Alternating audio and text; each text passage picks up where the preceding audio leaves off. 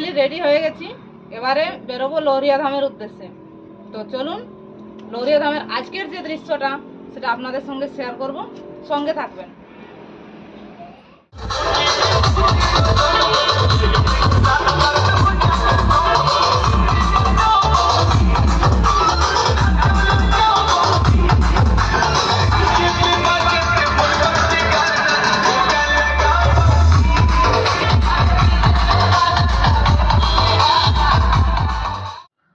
নমস্কার বন্ধুরা, কেমন আছেন সবাই? আশা করি সবাই ভালো আছেন, আর আপনাদের ভালোবাসা আর আশীর্বাদে আমরাও খুব ভালো আছি।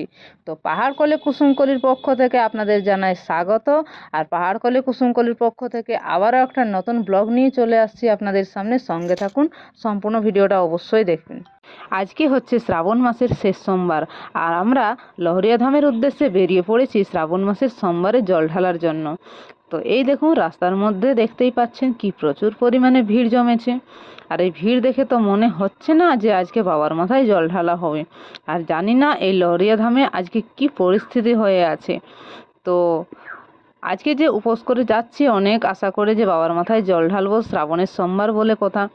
তো বন্ধুরা, আপনারা সঙ্গে থাকুন আর দেখতে থাকুন যে আজকে বাবার মাথায় জল ঢালা যায় কি যায় না। তো শ্রাবণ মাসের শেষ সোমবার বলে কথা, আর আজকে বাবার ধামে লোকজন হবে না, ভিড় হবে না, তা তো ভাবাই যায় না। তো দেখুন কি প্রচুর পরিমাণে ভিড় জমেছে, প্রচুর পরিমাণে ভিড়, যেখানে পা ফেলানোর পর্যন্ত জায়গা নেই। বিভিন্ন জায়গা থেকে দলে দলে লোকজন এসেছে, অনেকে বাইকে করে পার্সোনাল গাড়িতে এসেছে, অনেকে আবার বড় বড় ডিজে বাজিয়ে বড় বড় গাড়ি করে এসেছে। প্রচুর পরিমাণে এখানে ভক্তদের ভিড় হয়েছে। আর এই দেখুন, রাস্তাতে কোনো মতেই পেরোনো যাচ্ছে না। আর আজকে আমাদের মহা বিপদ, প্রায় 3 কিলোমিটার আগে থেকেই যেখানে আমরা আসছিলাম, রাস্তা এত জাম ভাবাই ছিল না যে ওখান থেকে আমরা পার হতে পারবো। যাই হোক, কোনো রকমের সাইড করে আমরা পেরিয়ে এসেছি, যে চলো একটু সামনের দিকে যাওয়া যাক, কারণ অত দূর থেকে তো হেঁটে আসা সম্ভব নয়। আর এই দেখুন, ধীরে ধীরে আমরা লহরিয়া ধামে এসে পৌঁছেই গেছি। আর আপনারা ভিড় দেখতেই পাচ্ছেন, যেখানে একটা পা ফেলার পর্যন্ত জায়গা নেই। কি প্রচুর পরিমাণে ভিড় জমেছে লহরিয়া ধামে। আমরা আগের দিন এসেছিলাম বাচ্চা দুটোকে নিয়ে ঘোরানোর জন্য, আর দেখে গেছিলাম যে তখন লহরিয়া ধামের কী পরিস্থিতি ছিল। সেটা আগের ভিডিওতে দেওয়া আছে, আপনারা চাইলে দেখতে পারেন। তখন কিন্তু সম্পূর্ণ এলাকাটাই ফাঁকা ছিল, তো তাই বাচ্চাগুলোকে ঘুরিয়ে নিয়ে গেছি। আর আজকে যে এত পরিমাণে ভিড়, তা তো বাড়ি থেকে দেখতে পেয়েছিলাম রাস্তায় যে লোকজন দেখে, সেই জন্য বাচ্চাগুলোকে নিয়ে আসিনি, আমরা একা এসেছি মহাদেবের মাথায় আজকে জল ঢালার জন্য। কিন্তু এই যে ভিড় দেখে তো আমার ভয় লাগছে, কি জানি কি হয় অবশেষে। তো সম্পূর্ণ ভিডিওটা দেখতে থাকুন, যে শেষে মহাদেবের মাথায় জল ঢালা হয় কি হয় না, যায় কি যায় না। লহরিয়া ধামে এসে তো আমি দেখেই হতবাক। এই যে মহাদেব নয় গো, এই যে তুলসীর মাথায় জল ঢালা হচ্ছে। দেখুন চারিদিকে যা ভক্তদের ভিড়। কিছু লাইন চলছে, কিছু লোক হয়তো বাবার মন্দিরে প্রবেশ করছে, দেখুন লাইন ধরে ধরে যাচ্ছে সবাই। আর কিছুজন এই যে সামনে তুলসী মঞ্চ রয়েছে, এই তুলসী মঞ্চই নিজের পূজা শেষ করে নিজের মনকে সান্ত্বনা দিচ্ছে। এখানেই নারকেল ফাটাচ্ছে, এখানেই বাবার মাথা মনে করে এখানেই জল ঢালছে। তো অত দূর থেকে মানুষগুলো এসে অবশেষে কিনা সেই তুলসী মঞ্চের উপরেই জল ঢালতে হচ্ছে। দেখুন এখানে বাবা কোথায়, এ তো আমি দেখেই হতবাক। এখানে তো মহাদেব নেই, যেখানে মানুষ পুজো করছে। এত পরিমাণে ভিড় হয়েছে যে ভিতরে যাওয়াই সম্ভব নয়। তো কিছু মানুষ মনে করছে যখন এসেছি তো বাড়ি তো শুধু শুধু ফিরে যাব না, তাহলে যেখানে হোক সেখানেই পুজো করা যাক। তো যাই হোক, তুলসী মঞ্চের সামনেই দেখুন কি প্রচুর পরিমাণে ভিড়। সেখানেই মানুষ নারকেল ফাটাচ্ছে, ভোগ লাগাচ্ছে, আবার বাবার মাথা মনে করে জলও ঢালছে। তো শুধু তাই নয়, শুধু তুলসী মঞ্চতে জল ঢালছে তাই নয়, এই সামনেতে দেখুন একটা চন্দনের গাছ রয়েছে, এটা দেখতে পাচ্ছেন একটা চন্দনের গাছ, সেই চন্দনের গাছেও মানুষ পুজো করছে।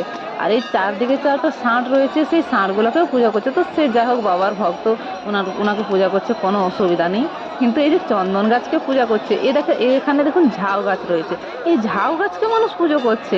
কি করবে, যখন বাড়ি থেকে বেরিয়ে এসেছে বাবার মাথায় জল ঢালবো বলে, কোথাও না কোথাও তো জল ঢালতেই হবে। দেখুন ঝাউ গাছকে পুজো করছে মানুষ, আমি তো দেখেই হতবাক। আরে বাবা, আর কি বাবার মাথায় জল ঢালা যায় না? আমি কি আর পারবো পুজো দিতে? এবার ঝাউ গাছ নয় বন্ধুরা, যেখানে মানুষ বিশ্রাম নেয়, এই দেখো সাইডে যে ফুল গাছ লাগানো হয়েছে, সেই ফুল গাছকেও মানুষ পুজো করছে। এত ভিড় হয়েছে, কিচ্ছু করার নেই।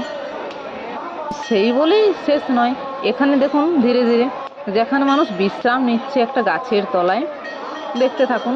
এই যে এই যে বট গাছের তলায়, এই বট গাছকেও মানুষ পুজো করছে। তো সে যাই হোক, বট গাছকেও মানে ভগবানের স্বরূপ মানা হয়। যেখানে শুধু বেদিটাতেই পুজো করছে, এখানে মানুষ বিশ্রাম নেই, বসে বসে বিশ্রাম নেই, ক্লান্ত হয়, তখন সেইখানেই মানুষ জল ঢালছে, নারকেল ফাটাচ্ছে, পুজো করছে। চারিদিকে দেখুন মানতের জন্য অনেক নারকেল বেঁধে রেখেছে মানুষ। যাই হোক, সব কিছু দেখেই মানুষ এখানেই পুজো করতে বসে গেছে। কিচ্ছু করার নেই, সবাই দেখুন বাবার মাথা মনে করে জল ঢালছে। সেখানে মহাদেব কিন্তু নেই। এই যে মহাদেব কোথায়? এই যে ছোট বাচ্চাটা, আর কি বাবারে বাবা, ভক্ত বাবার, এতটুকু বাচ্চাটাও এসেছে বাবার মাথায় জল ঢালার জন্য। যাই হোক, ইচ্ছা মনের ইচ্ছা, কিন্তু এসে তো এখানে বাবার মাথায় জল ঢালা সম্ভব নয় আজকের ভিড়ে। আর চারিদিকে 4টা ষাঁড় গরু রয়েছে, সেগুলোতে তো পুজো হচ্ছেই, সে আর বলার নেই।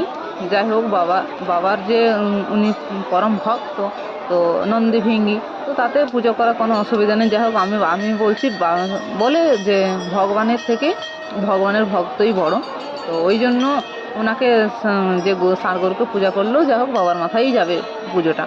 এই দেখুন সাইডে যে জানালা রয়েছে, সেই জানালার মধ্যেই মানুষ পুজো করে গেছে। কি আর করা যায়, অত দূর থেকে যখন এসেছেন তখন তো পুজো তো করতেই হবে। বললেন আমার বরমশাই যে যাও তুমিও একটা নারকেল নিয়ে এসো, ভোগ প্রসাদ নিয়ে এসো, এসে এই যে মানুষ যেখানে পুজো করছে সেখানেই তুমিও পুজোটা একটু করে নাও, কারণ বাড়িতে গেলে বাচ্চারা তো ভোগ চাইবে। আমি বললাম না বাবা, আমার প্রয়োজন নেই, আমি লহরিয়াধাম থেকে একটা শিবলিঙ্গ নিয়ে এসেছিলাম বাড়িতে, আমি বাড়িতে সেটাকেই শুদ্ধ মনে খুব ভক্তি ভরে পুজো করে নিয়েছি, তারপরেই বেরিয়েছিলাম লহরিয়াধামের উদ্দেশ্যে, যদি সুযোগ পাই তো বাবার মাথায় জল ঢালা হবে। কিন্তু এই যে পরিমাণে ভিড় হয়েছে, তাতে আর বাবার মাথায় জল ঢালা হবে না। বাবা, আমি এই ভিড় দেখে সাত পাঁচ পেছনে চলে গেছি, আমি আর জল ঢালবো না, আর পুজো করবো না, আমি ফাঁকা দিন দেখে আসবো, আর সেদিন এসেই বাবার মাথায় জল ঢালবো, পুজো করব। শ্রাবণ মাস নয় তো কি হয়েছে, যে কোনো দিন আসলেই হলো। পুজো তো পুজো, ভক্তি মনে পুজো করবে, তাতে আবার শ্রাবণ মাসের কি আছে, যাই না। আর এই দেখুন লাইন, কি প্রচুর পরিমাণের লাইন, বাবারে কি লাইন, সেই পাহাড়ের কোল পর্যন্ত চলে গেছে লাইন। আর যে পরিমাণে রোদ দিচ্ছিল, রোদের জন্য মাথা ছাউনি করার জন্য ত্রিপাল দিয়ে দিয়েছিল, কিন্তু এই ত্রিপালে কি আর রোদ গরম আটকায় গো, প্রচুর পরিমাণে গরম লাগছে, রোদের যা তেজ আজকে, সত্যি ভাবার বিষয়। আর এই যে এটা হচ্ছে কেষ্টবাজার ড্যাম। তো যাই হোক বন্ধুরা, কেষ্টবাজার ড্যাম, এই কেষ্টবাজার ড্যাম হচ্ছে লহরিয়া পাড়ের মানে কেষ্টবাজার ড্যামের লহরিয়া শিব মন্দির। তো সবাই এই কেষ্টবাজার ড্যামে স্নান করে আর বাবার মন্দিরে যায়। দেখুন চারিদিক থেকেই ভক্তদের প্রচুর পরিমাণে ভিড়। যাই হোক, এত ভিড় দেখে আমার আর বন্ধু পূজা করা হলো না। আমি অবশেষে যে আশা নিয়ে গেছিলাম, আমাকে সেই আশা নিজের মনে রেখেই আমাকে বাড়ি ফিরতে হলো।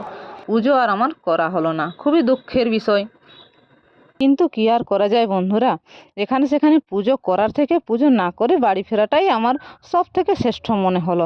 তো তাই আমি আর এখানে সেখানে পুজো করলাম না, আমি যেখানে যে মনে গেলাম আমি সেই মনেই বাড়ি ফিরে আসলাম। যাই হোক, সবার কাছে এটুকুই প্রার্থনা করি, যে যেখান থেকেই পুজো করছে তাদের পূজা যেন মহাদেব স্বীকার করেন, যে যেমনভাবেই পূজা করছে সেটাই যেন মহাদেব স্বীকার করেন, কারণ মানুষ অনেক আশা নিয়ে শিব মন্দিরে এসেছেন। মনটা খুবই খারাপ লাগলো, তাই এক জায়গায় নিশ্চিন্ত মনে বসে পড়লাম যে হাই ভগবান, এত ভিড়, আমি পুজো করতে পারলাম না। অবশেষে এক জায়গায় এক কাপ চা খেয়ে নিলাম দুজনে, আর তারপরে এবারে আর কি করা যায়, বাড়ির উদ্দেশ্যে রওনা দিতে হবে, আর তো কিছু করার নেই। আর এই ভিড়ে পুজো করার থেকে বলছি তো আমার না করাই অনেক ভালো। তো তাই আর পুজো করলাম না। কিন্তু একটা জিনিস মনে আসলো, যে যাই হোক, মহাদেবের মন্দিরে যখন এসেছি তখন কি আর শুধু শুধু বাড়ি ফিরবো, তাহলে চলো মহাদেবের নামে একটা তিলক তো লাগিয়ে নিই। একটা পুরুষ মশাইয়ের কাছে গেলাম, আর গিয়ে ওনাকে বললাম সুন্দর করে আমাকে একটা তিলক এঁকে দিন, দেখুন তো আমার তিলকটা কেমন হয়েছে। যাই হোক বন্ধুরা, এবার আমরা বাড়ির উদ্দেশ্যে রওনা দিলাম। সম্পূর্ণ ভিডিওটা দেখার জন্য সকলকে অসংখ্য ধন্যবাদ। লহরিয়া ধামে আসার জন্য সবাইকে নিমন্ত্রণ রইল।